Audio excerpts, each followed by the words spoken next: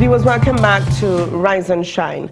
Now, viewers, earlier this morning, Eddie and I started off the show talking about the video, the 4-minute long, according to our records, about 4-minute long video by Mr. John Oliver, paying for airtime on TV6 just to say what he needed to say, because according to him, apparently that's how it's done in Trinidad and Tobago. Just pay for your airtime and you can say absolutely anything. Well, for those of you who missed it, we want to chat a little bit about it, but for those of you who missed it, here it is again.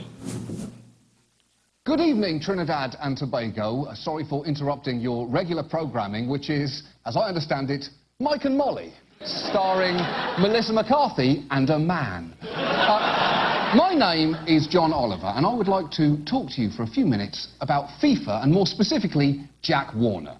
Now, last week he spoke to you on this very channel and promised/threatened to reveal large amounts of incriminating FIFA documents. And since his preferred mode of communication is evidently purchased time on Trinidad's TV6, I have bought this time in the hope that he is watching.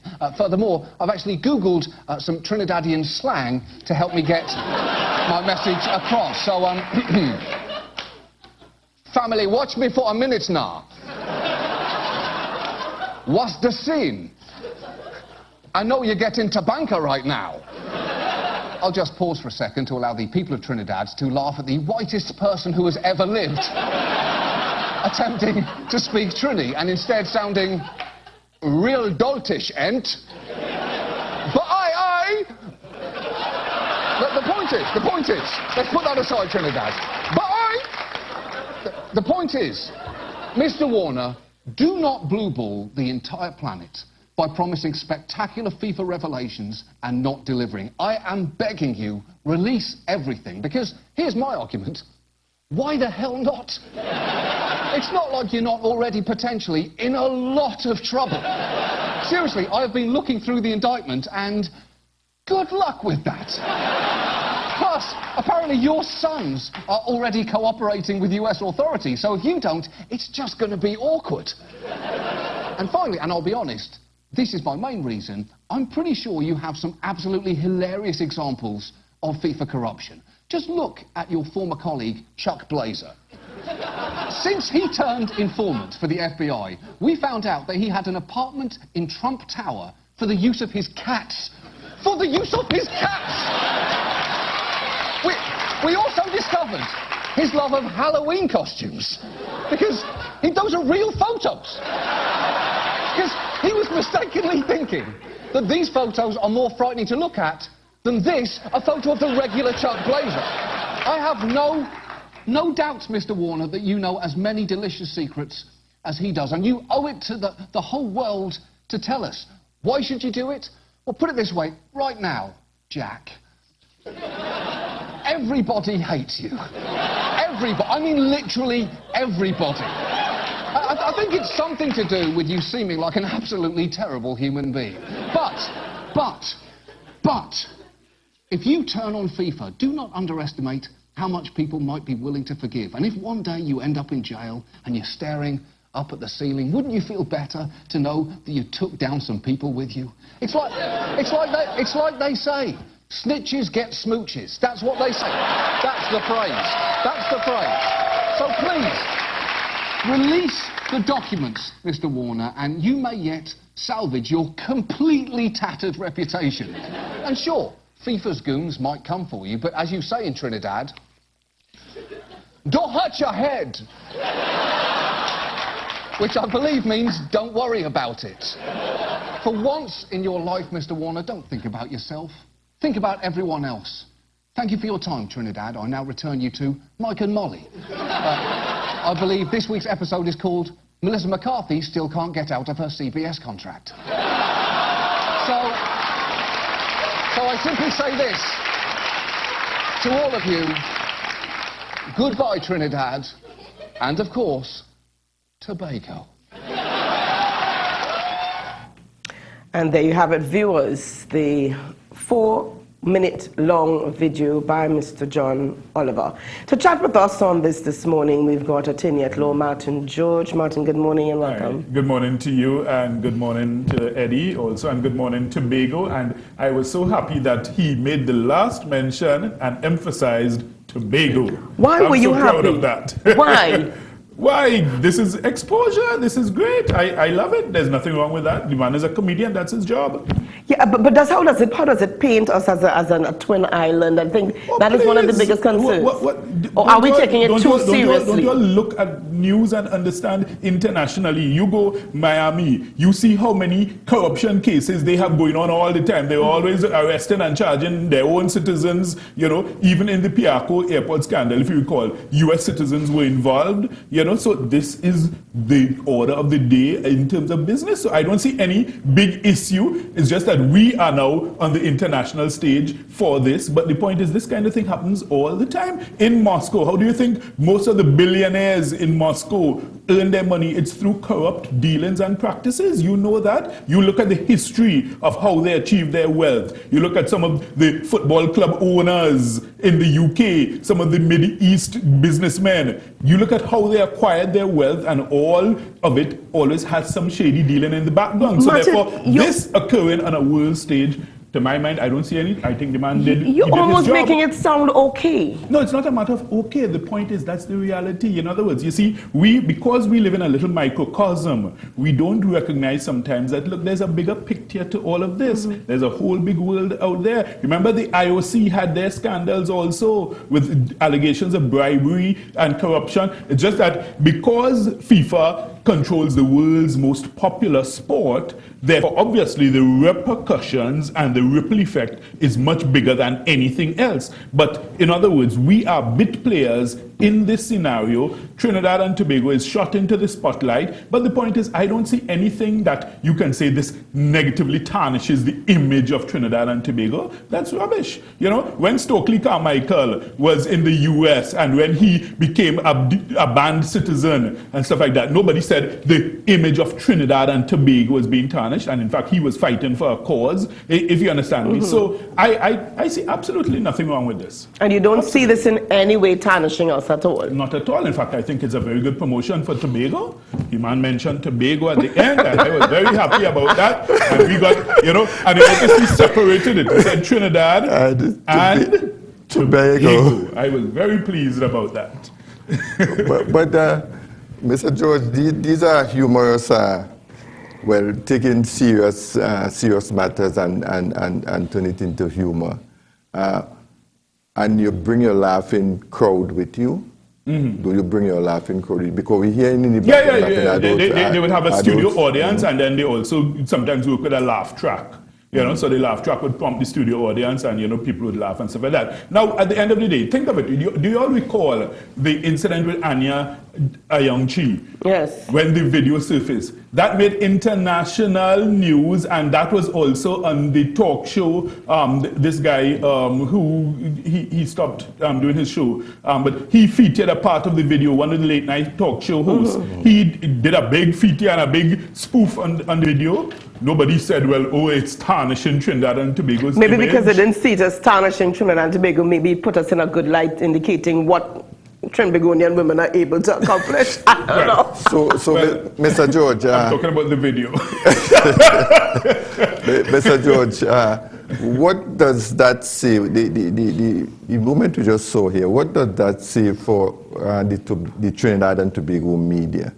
You know, in terms of what? In terms of the way we take things seriously. I mean, he put a different spin to the whole Jack Warner story and FIFA. Yeah, no, but I mean, the point is, at the end of the day, he is making comedy on a serious issue, but he's at the same time making some serious points, if you understand me. So I think it's a very good presentation. I mean, it's not exactly my style of humor, you know, but I mean, I guess it works for his audience, and, you know, I mean, it may work for some people here in Trinidad and Tobago at the end of the day. But the point is, I'll tell you this, I've heard people saying, well, oh, he's making us look stupid because it shows that anybody can buy airtime. Oh, please, you certainly don't agree with that, do you? Have you ever looked at television and you've seen these ads, like when your politicians running in, like in all the states in the US and they're campaigning, they take out 5-minute ads where they criticize and lambaste the other person. Everybody buys television time. That's the purpose of airtime. airtime is to sell. So, I mean, that's a most, ludicrous argument to say that it makes Trinidad and Tobago look silly because you can buy airtime. Duh, that's what television stations are about, selling airtime, So that regardless of what you want to talk about. But that's what politicians do all the time. They buy airtime and they give their messages. Our government, they buy airtime all the time. When they had their rally on May 24th, they bought up all the airtime on all the television stations. If you recall, even news was preempted on all the stations because they bought the airtime. So I don't understand why are we reacting in this way as if, we are some little third world nation. This is what first world nations do all the time. All right, let's talk a little bit about the whole debacle in itself with Mr. Jack Warner.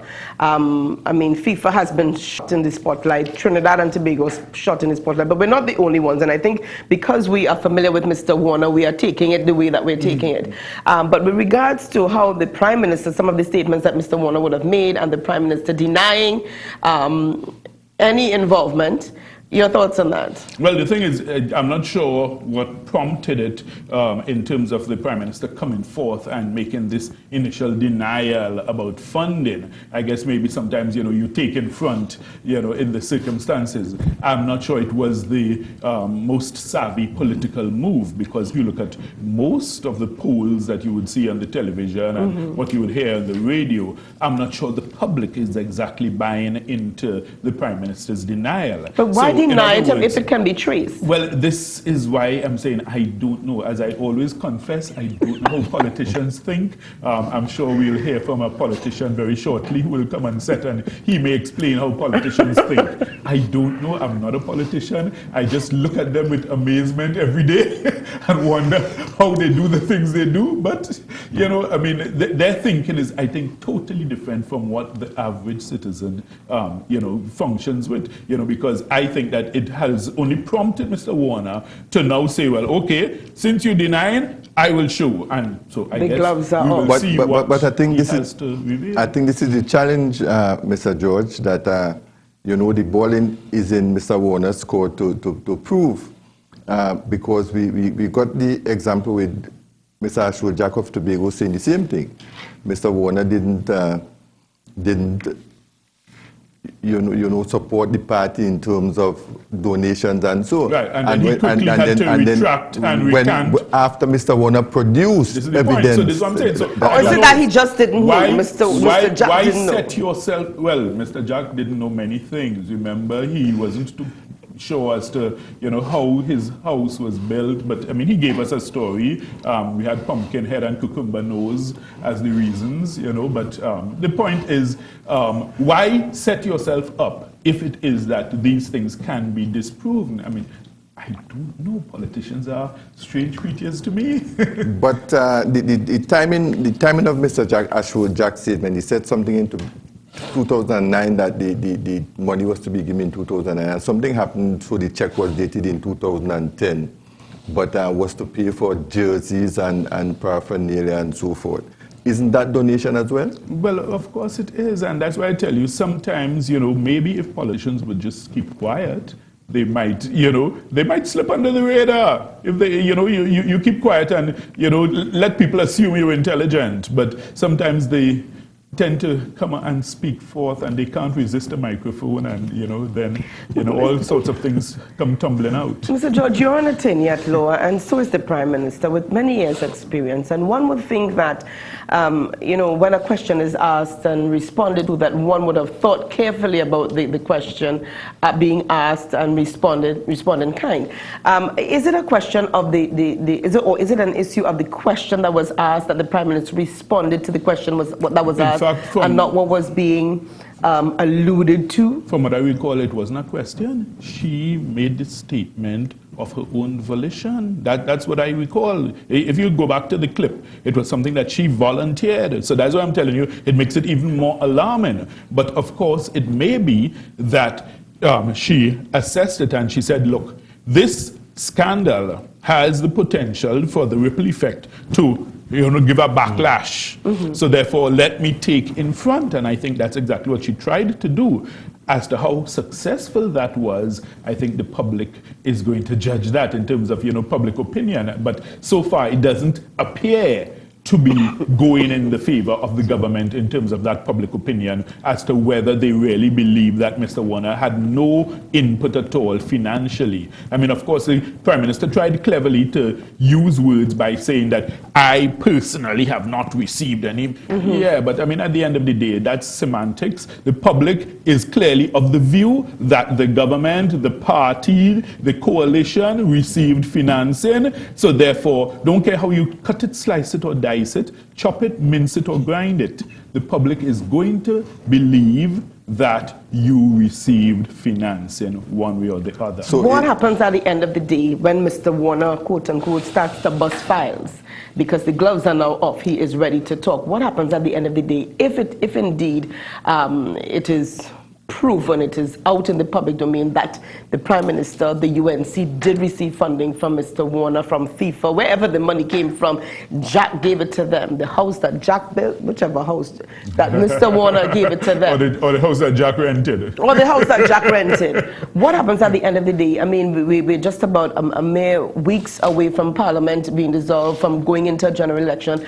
What happens? I mean, things up in the air. I guess it would depend on the quality and credibility of what evidence Mr. Warner has to bring forth, because you have to judge it on that. So it may be too early for us to make a pronouncement as to the effect. But of course, if it is that he does have evidence showing a direct financial input, which must have come to the knowledge particularly of the Prime Minister, because you see, she's coming forth and saying, look, I never received, and if it can be shown that, look, hey, this here, you received it, or you knew definitely about it, you directed where it is to be paid, etc., as we saw with the South African, scenario where, everybody's now trying to distance themselves, but it's clear from what has been put forth that there were definite instructions as to how the money is to be paid. So once Mr. Warner can produce that kind of linkage, then of course, credibility is what is at stake here. In other words, as far as Mr. Warner is concerned, he has nothing to lose, because basically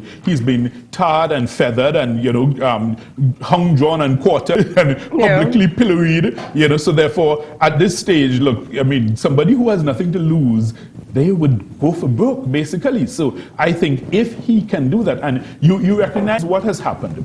Basically, Mr. Warner feels a sense of betrayal. He feels tremendous hurt and disappointment. He is not hurt by